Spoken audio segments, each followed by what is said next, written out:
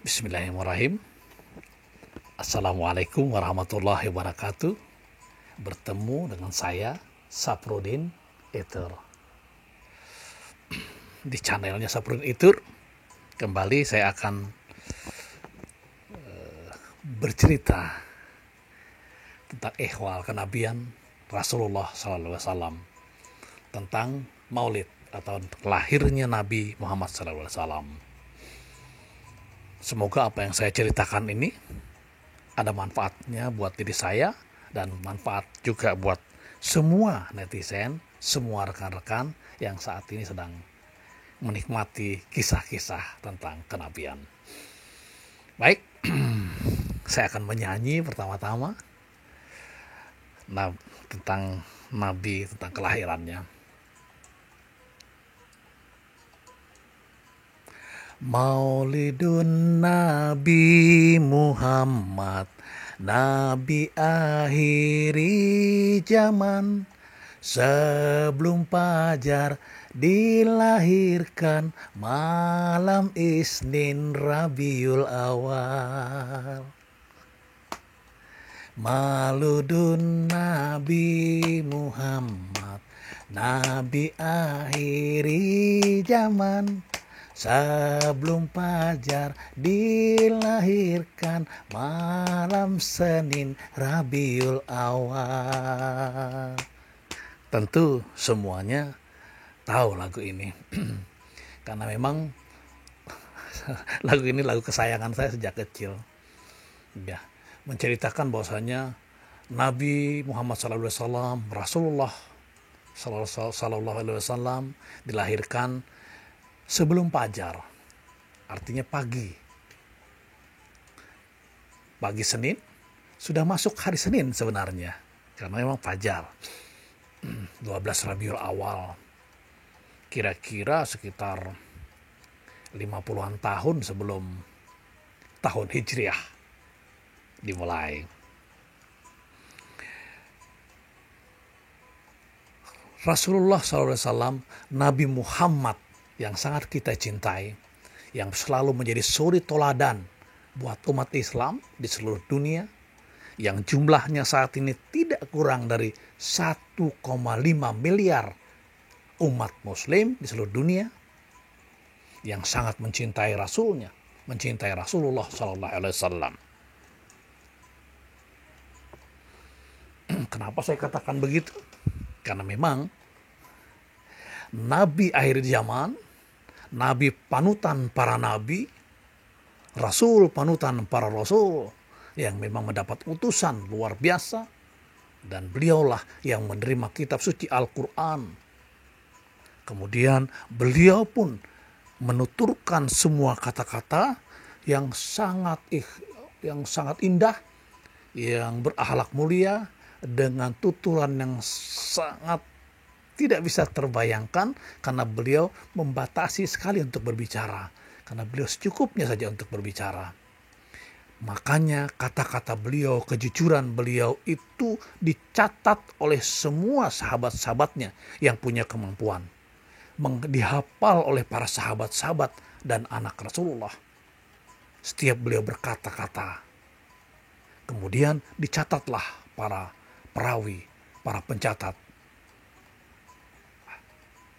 kata-kata Rasulullah, kalimat-kalimat Rasulullah yang kemudian dikenal dengan hadis Rasulullah SAW.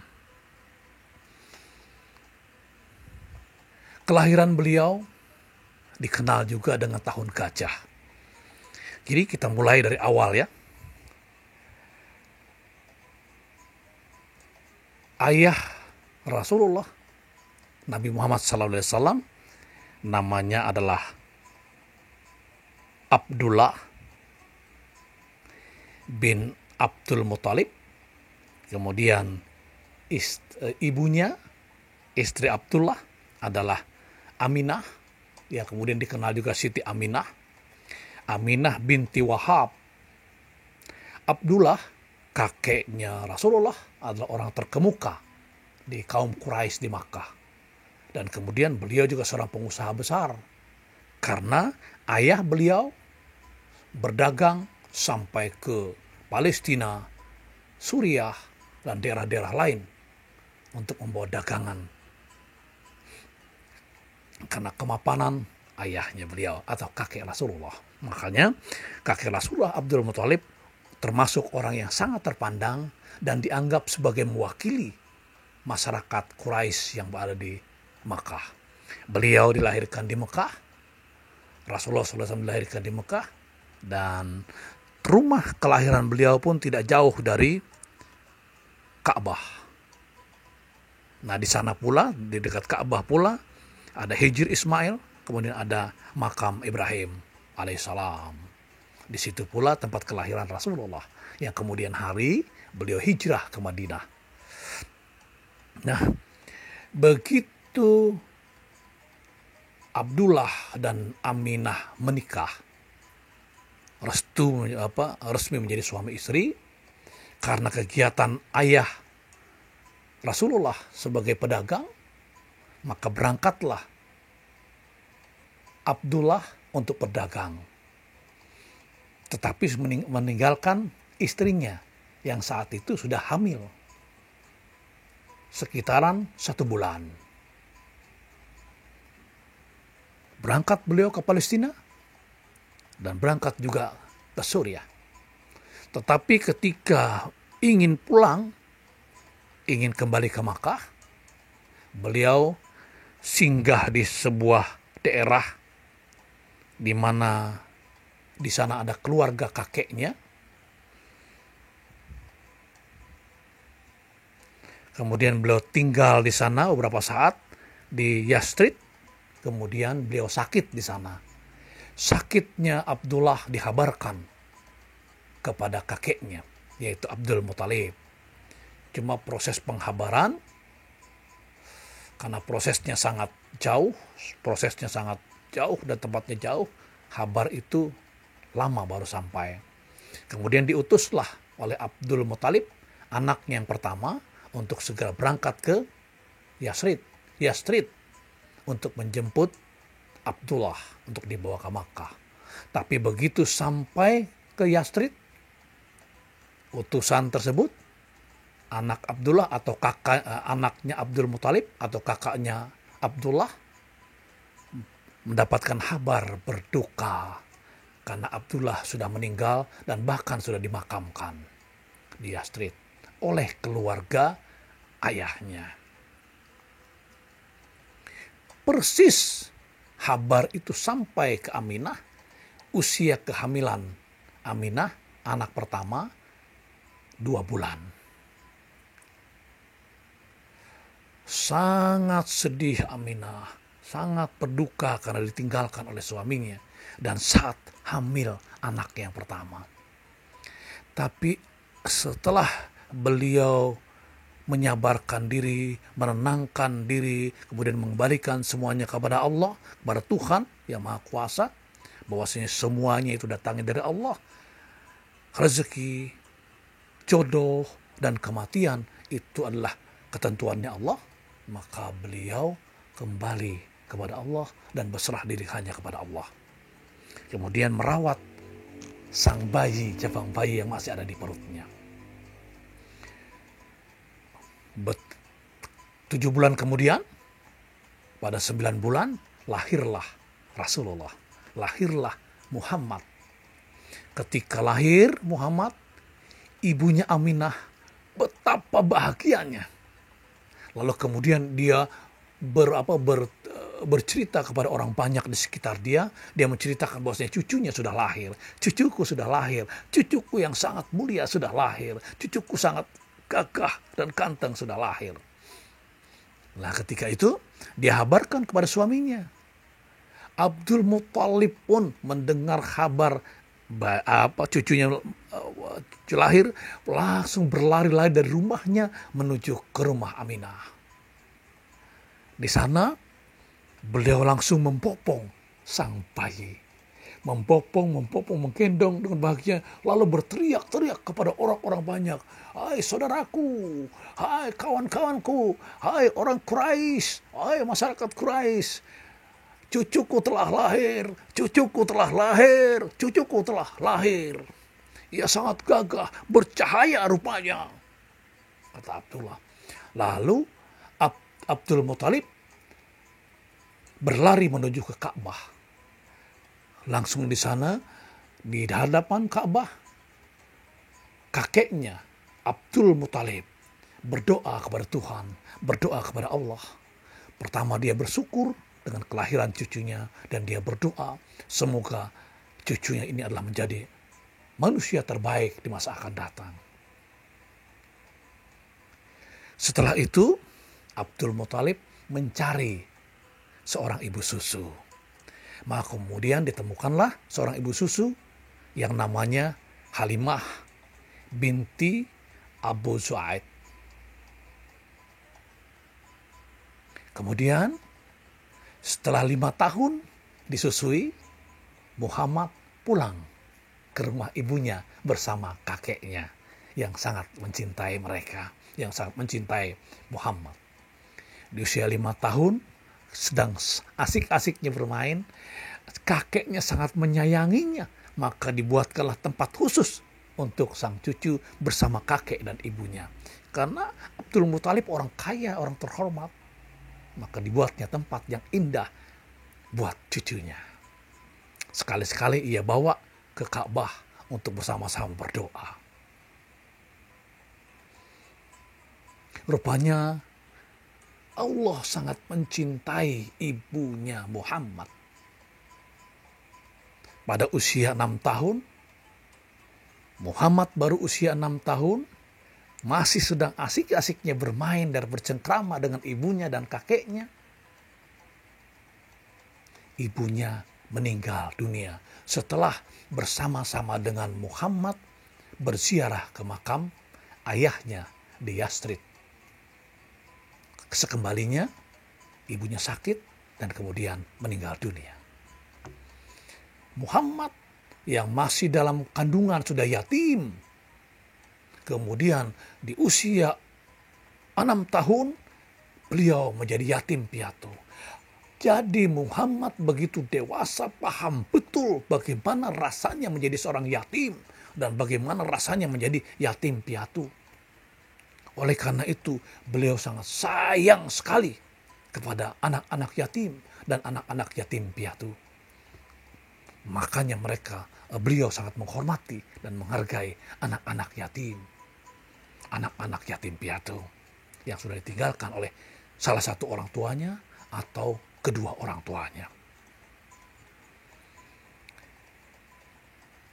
Kakeknya yang sangat menyayanginya, yang sangat mencintai cucunya Muhammad, yang selalu memunculkan cahaya di dahinya, yang selalu memunculkan lisan-lisan keindahan di bibirnya, yang selalu menatap dengan ketenangan ketika ia menatap kepada orang lain.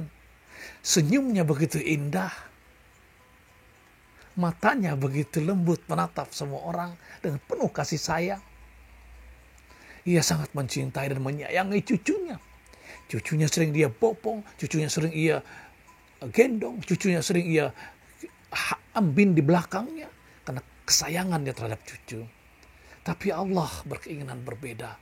Ketika Rasulullah Muhammad SAW berusia 8 tahun, kakeknya yang mencintainya itu pun meninggal dunia.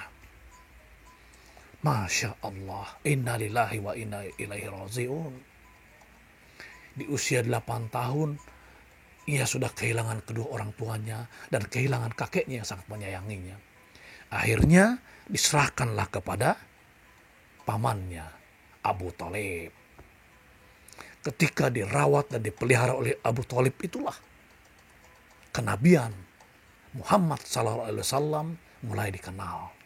Karena apa? Karena ketika ikut berdagang atau beliau berdagang kemana-mana, bepergian, ketika panas yang luar biasa, di padang pasir mereka berunta dan membawa kuda dan membawa keledai dengan rombongan berdagang. Nabi Muhammad SAW bersama rombongannya tidak pernah merasa kepanasan.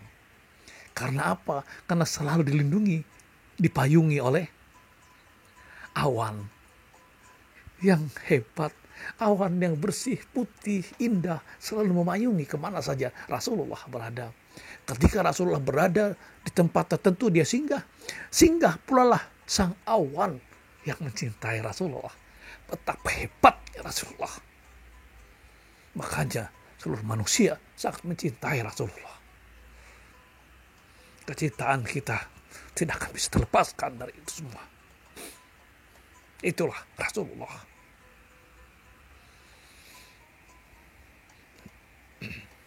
Nah, tahun itu, tahun kelahiran beliau, sekitaran tahun 570 Masehi, bersamaan itu pula disebut dengan tahun gajah. Kenapa disebut dengan tahun gajah? Karena pada waktu itu Abraha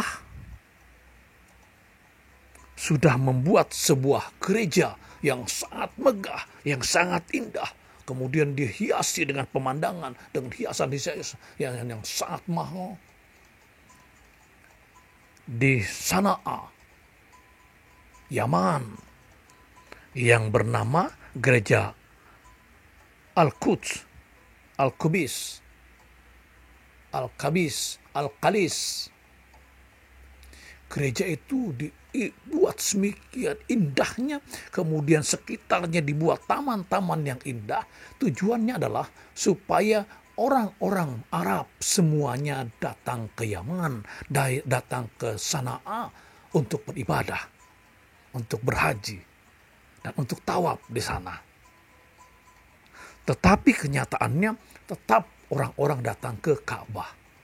Karena memang Ka'bah sejak Nabi Adam, kemudian Nabi Ibrahim, kemudian Rasulullah SAW memang mempopulerkan Ka'bah itu sebagai tempat kiblatnya umat Muslim sedunia.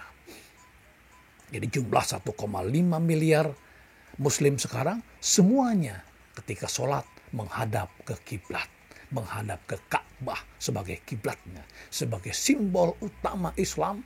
Satu-satunya adalah Ka'bah. Apa upaya Abraha setelah membangun gereja yang begitu megah tidak dikunjungi orang lain, hanya orang-orangnya saja? Ia pun akhirnya marah. Dan kemudian bersama pasukannya, ada pasukan berkuda, pasukan berjalan kaki, dan pasukan gajahnya berangkat menuju ke Ka'bah, ke Makkah. Tujuannya hanya satu, ingin meratakan Ka'bah. Tidak ada lagi Ka'bah. Harus dihancurkan Ka'bah itu. Ketika mendekati sebelum masuk ke Makkah, Abraha memanggil Abdullah. Memanggil Abdul Muthalib, kakeknya Rasulullah. Karena saat itu, saat terjadinya itu, ayahnya Rasulullah, Abdullah, sedang berada di Palestina dan Suriah karena berdagang. Jadi tidak tahu persis kejadian tahun gajah. Tapi kakeknya bersama masyarakat Mekah sangat mengetahui tentang tahun gajah itu. Dipanggillah Abdul Muthalib oleh Abraha. Abdul Muthalib menghadap kepada Abraha. Abdul Muthalib sudah bercerita kepada semua masyarakat di Makkah, masyarakat Quraisy, tidak mungkin kita akan melawan Abraha. Karena Abraha sangat besar, tentaranya pun sangat kuat. Tentaranya tentara bergajah, tentara berkuda, dan berjalan kaki yang sangat kuat dan sangat terkenal dari Yaman. Kita tidak mungkin melawan. Semuanya kita serahkan saja kepada Allah, Tuhan yang Maha Kuasa, Allah Subhanahu wa Ta'ala, tentang Ka'bah ini. Karena memang rencana Abraha adalah untuk menghancurkan Ka'bah. Akhirnya setelah kembali, Abdul Muthalib tidak bisa berbuat apa-apa. Ia serahkan saja kepada Allah, lalu dia pulang kembali. Dan diperintahkannya ke semua masyarakat Makkah untuk menyingkir, bersembunyi ke bukit-bukit. Kemudian sambil memperhatikan apa yang bakal terjadi setelah dihancurkan oleh tentara Abraha Ka'bah itu. Karena Abraha sudah berjanji kepada Abdul Muthalib, mereka tidak akan mengganggu masyarakat Quraisy apabila tidak ada pemberontakan, apabila tidak ada perlawanan. Kami kesini hanya ingin menghancurkan Ka'bah dan mengambil alih supaya mengalihkan semua masyarakat Arab untuk beribadah ke Sana'a, Yaman, di gereja yang sangat megah itu. Apa yang terjadi? Kejadian ini masuk ke dalam Al-Quran. Diceritakan bahwasannya ketika pasukan Abraha, tentara gajah, ingin menghancurkan Mekah, ingin menghancurkan Ka'bah, datanglah pasukan burung yang disebut dengan burung ababil membawa tanah liat yang dibakar.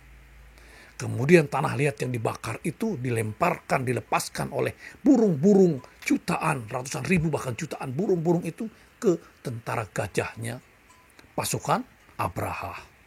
Apa yang terjadi? Sebagian besar tentara Abraha mati di tempat itu. Sebagian lainnya termasuk Abraha harus kembali dan tidak jadi menghancurkan Ka'bah, kembali ke Yaman. Sebagian pasukan yang hebat-hebat, yang luar biasa itu mati di tengah jalan. Karena sakit, dapatkan penyakit menular yang luar biasa. Bagaimana kabar Abraha? Abraha sempat sampai ke Yaman. Dan kemudian di Yaman, Abraha pun mati. Nah, setelah itu maka tersebarlah cerita di seluruh Jazirah Arab, bahkan di seluruh dunia, bahwasanya Makkah adalah tempat suci yang tidak bisa diganggu oleh siapapun karena punya kekuatan yang luar biasa yang dilindungi oleh Tuhan mereka, yang kita sebut dengan Allah Subhanahu wa taala yang melindunginya. Kekaguman mereka, apapun yang mereka tahu, mereka ceritakan. Tetapi sayang, cerita-cerita itu banyak yang dirubah oleh orang-orang lain agar cerita itu semakin tidak menarik lagi buat kelompok-kelompok lain atau umat-umat lain tentang kehebatannya Makkah Al-Mukarramah, Ka'bah itu. Tetapi di Islam cerita itu memang benar dan diceritakan dalam Al-Quran, kitab sucinya umat Islam. Itulah kawan-kawan netizen semua dan semuanya yang bersedia untuk hadir dan nonton video saya, kisah kelahiran Nabi Muhammad SAW yang lahir pada 12 Rabiul Awal, pada bulan Rabiul Awal ini, pada tahun 570 Masehi. Artinya sekarang sudah lebih 1400 tahun yang lalu kelahiran beliau. Masya Allah. Semoga Islam terus berkembang. Semoga Muslim menjadi rahmatan lil alamin, yang menyejukkan, yang berakhlak mulia, yang selalu bertutur kata indah seperti Rasulullah. Karena di bibir beliau selalu berkata-kata yang indah. Di tatapan wajah, tatapan muka beliau, di tatapan mata beliau selalu yang adem, nyaman. Dilihat orang pun wajahnya selalu ceria, senyum, dan sebagainya. Karena keindahan akhlak mulia beliau. Tutur katanya hebat, akhlaknya luar biasa. Kemudian ekspresi wajah dan sebagainya luar biasa. Ketika beliau tersinggung atau mendapat pujian, wajahnya ceria, wajahnya kemerah-merahan. Seperti berubah kemerah-merahan. Tetapi beliau selalu bersyukur kepada Allah, bahwa pujian itu adalah datangnya dari Allah. Atau caci makian pun karena datangnya dari Allah. Maka semuanya aku kembalikan hanya kepada Allah Subhanahu wa taala. Oke? Jadilah umat muslim yang terbaik di muka bumi. Perkembangan 1,5 miliar yang saat ini di seluruh dunia, semoga mereka semakin membaik dan dijauhkan dari kemiskinan.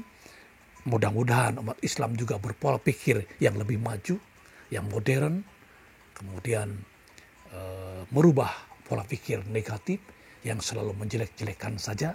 Mari kita menjadi yang terbaik, karena memang Muslim, Islam adalah rahmatan lil alamin yang memberikan rahmat kepada semua makhluk yang ada di muka bumi, termasuk manusia yang beragama lain dan berkepercayaan lainnya.